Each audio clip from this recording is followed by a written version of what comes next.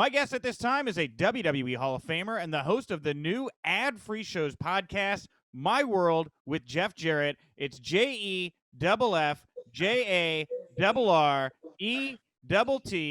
Ain't he great? Grab your slap nuts. It's Jeff Jarrett. Jeff, welcome.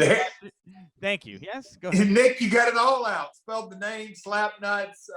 You get Don't Piss Me Off in there. No. But you did get My World. That's the name of the podcast. Drops next Tuesday. But no, I appreciate you having me on and looking forward to chatting, man. Good to hear you. You have so many great lines, Jeff, like so quotable, you know? Oh, I don't know about that, but no, it's well, when you've been around, earlier this month, I just celebrated my 35th year in the business. So to hang around that long, I better have a couple of lines here and there. Well, obviously, like you said, 35 years in the business, Jeff. I mean, you have had such a career, everything from performing to promoting, but now you're podcasting. How did Conrad convince you to get into this endeavor with him? You know, it's persistence. It would be at the very top of it, but you know, I've been asked that. I've had folks like, why now? My kids ask me that. You know, my wife, people like why now? And really, when I'll have to give a little bit of the credit to the pandemic, but also celebrating 35 years. Look, I grew up in this business, and my mindset has always been, I don't look in the rearview mirror. Yes, you've got to learn from the past and learn from your mistakes, and how can I get better? But look, I've told wrestling stories in the dressing room or in the car and airports and flights, and that's just sort of what we did. But to actually do it in a podcast platform, I never had any interest in that. But as time has gone on, and like I said, celebrating 35 years, but the world we live in, and me taking just, you know, as Conrad, he's a salesman, persistent at that. But, you know, we live in an on-demand society, Netflix, Hulu. It's we want to watch things, and we're entertained by on-demand entertainment. And so podcast now fits in that genre. Yeah, terrestrial radio is always going to be around, and you know, the world of streaming, like I said, it's just sort of come into play. And when we're talking from a business perspective, blue chip sponsors like Geico, and I'm not, this isn't about talking about sponsors, but blue chip sponsors coming on board and being a part of the show, the platform. You know, my media tour that I'm doing for My World reaches from London. I've got Australia tonight. You know, I'm talking to multiple media outlets. The podcasting genre, so to speak, is huge. And so the business model, I do, like you said, I've got a few stories to tell.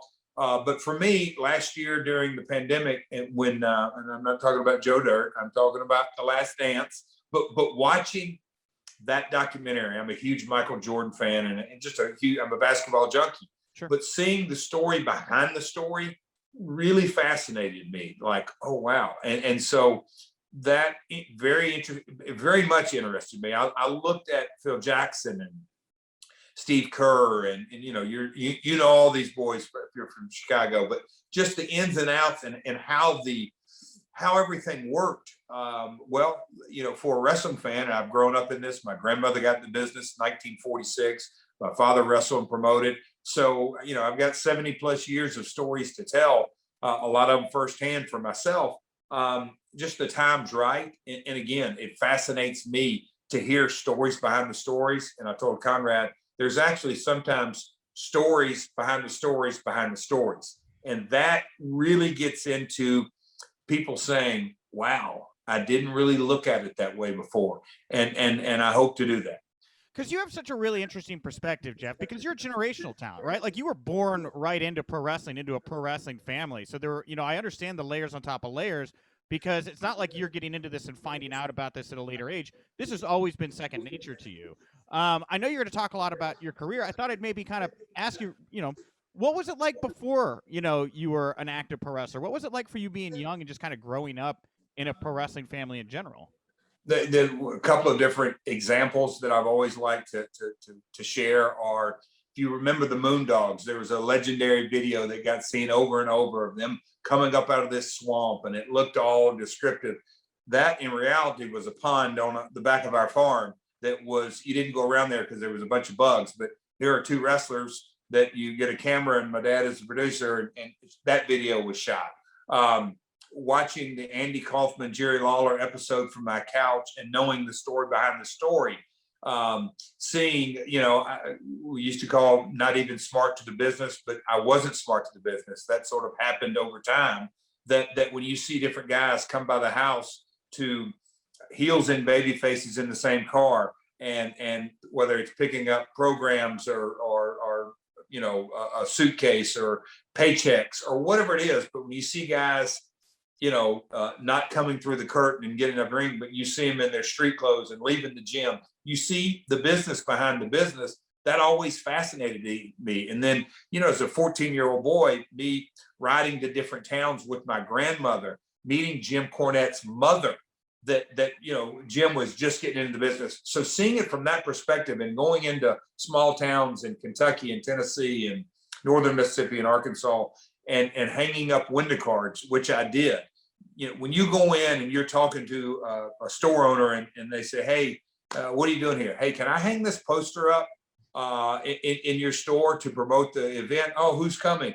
Having those kind of conversations, little did I know, I was literally learning the business on the fly. And it was the early stages of understanding the promotion business, that the more window cards we hang up and the more chatter we have and the more talk, the more people show up, and the more people that show up, the more concession stands you can sell. And if you have a great show and the main event's great, they're going to come back next week. Just those layers of the business is I got lucky. I'm blessed. I got, a lot of people don't get to be around that side of it, and understanding that it takes everybody rowing in the same direction, period. And so those kind of stories that Conrad has pulled out of me over the last couple of years that I've met, he's like, dude, you got to do a podcast. You've got to tell these stories. And so here we are. My World launches May 4th. How was it for you? You brought up my favorite topic, Andy, right? Kaufman. The whole world is sitting there, and these two have them in the palm of their hand, right? In this moment. What was it like for you watching that and knowing that you kind of knew what the magic trick was going on there? Jerry Lawler, I grew up, he was my idol. The king. I love Jackie Fargo, but the king was week in, week out. Yeah. The art of the promo, the art of the work, the art of our industry.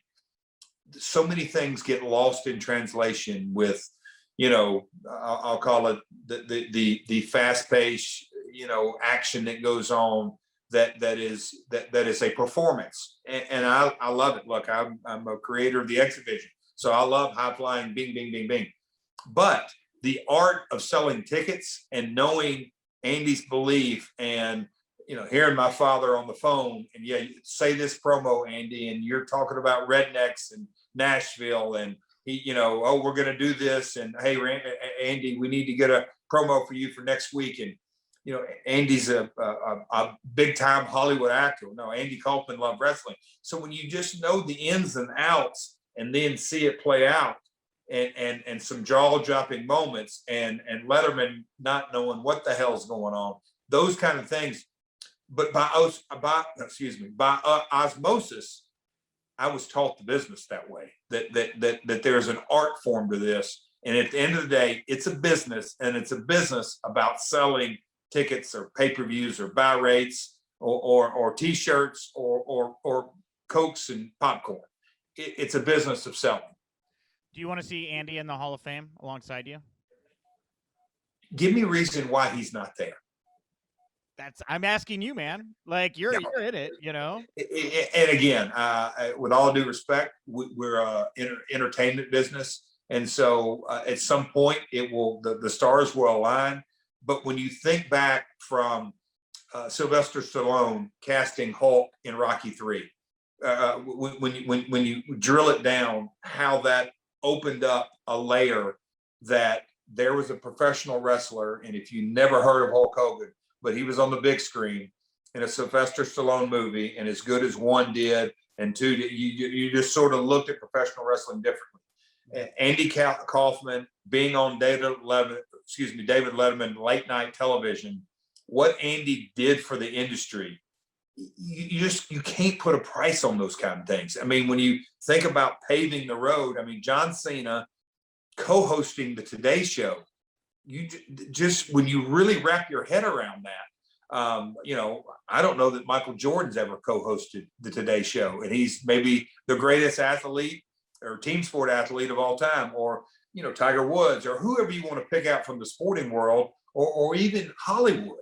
So when you see the transformation of the industry and The Rock, the biggest box office attraction in the world today, look at where his father and grandparents came from. So the business is, yes, I'm biased to it, but it is so unique and so special. And for a lot of years, it lived in the quote unquote seedy, smoke-filled arenas. But that's the transition. You look at the NBA of the 70s. They were high or drunk or whatever you want to say, but it's part of the transformation that David Stern took it as a league, or however you want to say it. Yeah. But the business has evolved, and it's something that I love the professional wrestling industry more today by far than the day I got in it. So your dad only really wound up working with Andy, or Andy only really wound up working with your dad and Jerry down there because Vince McMahon's father passed on working with Andy. I think if I get the story correct here. Well, I think there's a couple of different iterations, but us being a Southern promotion, and it just sort of fit hand in glove. But yes, I believe you'd have to ask people that were a part of the Vince Senior conversations. Who knows? That's what Bill. Well, that's what Bill Apter told me. So, correct. No, I mean Bill goes without saying. Yeah. But Bill's been a connector in our territory for a lot of years. I mean, that movie Life with Mikey. It's a small bit part, but a Michael J. Fox movie. But me and Lawler were in it. That came through Apter as well.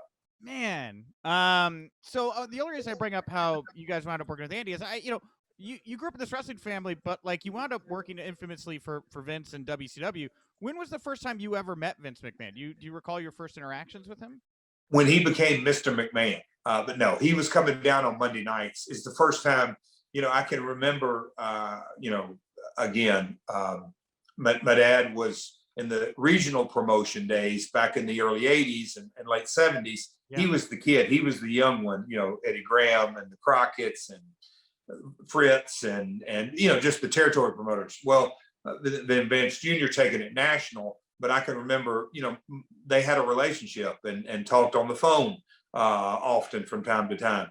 But me actually meeting Vince was when he came to Memphis. Okay. And what was that? Was he cool? Were you intimidated? Oh, yeah. I mean, of course. I mean, you got to look at so what, 90, 91, 92, yeah. During that era, he was 5 WrestleMania in. And Randy Savage was a guy that I knew as as not part of the family, but our families had worked together since the 70s and early 80s. So Savage, I'm a junior in high school, maybe loses his loser leave town after a series of great story and all that. Yeah. But he goes and then all of a sudden Savage Steamboat, and then Savage Hogan, and then Savage Warrior. And so Randy was a guy that I knew well, and he had gone and worked for Vince. And so to get to see the promoter of Hulk Hogan, the promoter of Randy Savage, the promoter of WrestleMania, the promoter of Madison Square Garden, that's who young Jeff, 5 years in the business, essentially was like, wow, this is the promoter.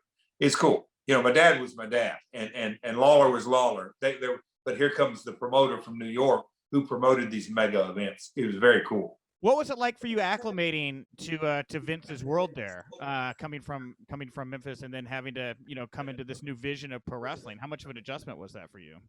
Well, it was. By that time, I'd been working in the territory, in the business for 7 years, and so guys, ins and outs. Sean and Marty had came to town. They had gone up. Mick Foley had gone to WCW.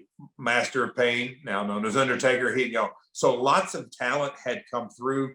WCW had wanted me to come, Dusty, in 1990. They had wanted me to come to WCW, but I was working Texas and Tennessee. So by the time I finally went and worked for Vince in 93, full time, I was ready. Mentally, I was ready to go. Emotionally, I damn sure wanted to go. If not for nothing, make more money. The territory was obviously on its dying days. So to get there, to have the opportunity. But, you know, to look at a booking sheet and opposed to Nashville, Louisville, Evansville, Memphis, that I'd seen for 7 years. Now you're looking at Philly, Chicago, LA, Honolulu. I remember getting that booking sheet. Oh, then you're going to go to London, Munich, you know, just the travel involved, but getting to play different venues. That was all fresh and new and exciting. Random question here, since I have a couple minutes left. What do you think about what David Arquette's done the past couple of years? Do you think he's redeemed himself in the eyes of wrestling fans, and you know, for his world title win and everything like that? So, I love the great question first and foremost. And in my office and up here in my man cave, so to speak, I got a picture of the triple cage of an action shot of David. But again, I'm blessed. I've always got to look at the business through the eyes of promotion. You sort of have to. You don't have to. You can choose to do this. I'll say this: David. Nobody held a gun to his head and say, "You got to do this." The promoter, WCW, he wanted to do this. So he came into this business. He didn't have creative control. He didn't call us shots. So I've never thrown shade on him. I've never looked down on him. He did what he was asked to do and did it pretty damn good. Now, fast forward 20 years, and he has this affection for it. And we text back and forth and have stayed connected. I mean, for what he did and the incident that I'm still not completely clear, but I saw him in All In, and it's like we hugged and like, dude, great to see you. And, you know, I joked with him through the years, the only reason Jeff Jarrett's name got mentioned on David Letterman is because David Arquette said it. But no, I got a lot of respect for Dave personally, that he took a scenario 20 years ago, and now fast forward, he didn't have to be doing this, but it's pretty cool in the documentary and into it. And then RJ, and look, he dug into it. He dug into this industry, and I'm happy for it. Yeah. All right. Hey, Jeff, you brought up Letterman. You brought up Andy here. 1 second. Well, I've got you 1 minute. I'll try to wake Tony up off the couch. Give me one moment. I hope you can, please. If he's asleep. Tony, get up. The fuck? What's going on here? I'm talking to Jeff Jarrett, Tony. Tony. The fuck? Tony. Jarrett? Late night last night? Did you have a late night? I don't want to hear you say a fucking word to me, Jarrett. Of course I had a long fucking night. I'm the hardest fucking man in all of fucking Las Vegas. Tony, watch your language. No. You don't tell me anything, Jarrett. I'm so sick and tired of people like you coming in here, waking me up after a long, hard night and telling me what I can and I can't say. Jeff Jarrett. Tony. Tony. Quick question, Tony. Quick question, Tony. What? Are you going to be listening to on May 4th when My World drops? You can listen to the podcast. You want to know if Tony Clifton's going to check out My World with Jeff Jarrett? You know what, maybe, Jeff, maybe I will give you the pleasure of gracing your voice in my ear holes. But let me tell you something. It's not about your world. It's about my way. We're going to do it my way. Okay, Tony. Oh, Nick, come on, Nick. Take the mic out of his hand. I couldn't get him off the couch, unfortunately, and I'm very sorry about the profanities, so. He gets out of control. Nick, I'm just glad you got the mic from him. Yeah, thanks. I try my best. All right. Well, Jeff, hey, this was a great conversation. I want to thank you for dropping by here today. Apologies again for Tony. But what do you want to plug? Potty mouth, man. What a potty mouth the guy's got. That's the you told me to wake him up, and I can't wake up Tony and ask Tony not to be Tony. He needs fresh air. Get him out. Pretty sunny day in Chicago. Nick, I appreciate you having me on. You probably need to get him some chicken noodle soup and maybe starting with a bagel. Soak up that alcohol in his gut.